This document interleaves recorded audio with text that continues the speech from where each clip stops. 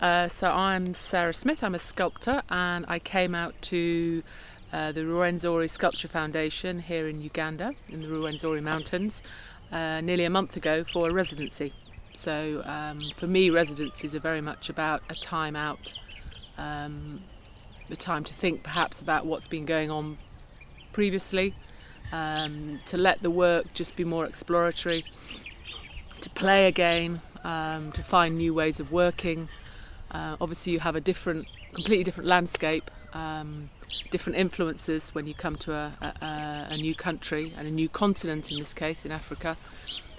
There's been lots of really good discussions that I wouldn't have expected, that aren't anything to do with art but have really informed me and helped me clarify what I feel about myself as a woman.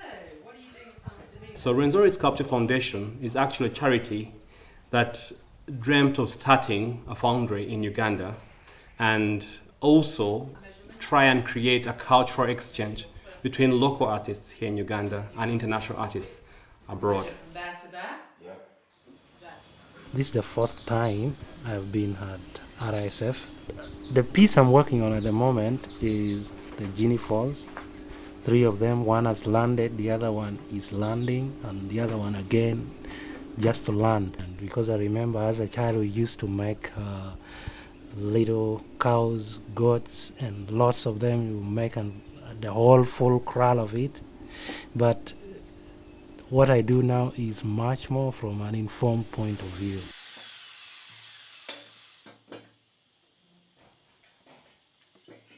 Here we have different departments where we have wax room, and the wax room is where we do molds. Then after we vest them, that's some department. Then after that we take pieces to the kiln to roast the wax. Then after we go for another department that is melting bronze to cast the pieces. Then after we bring them to metalwork. The metalwork has a few pieces, few things which it carries on. After metalworking, we patinate the pieces and polishing them. Then after we take them to the gallery. I'm a bookkeeper and I'm a wax modeler.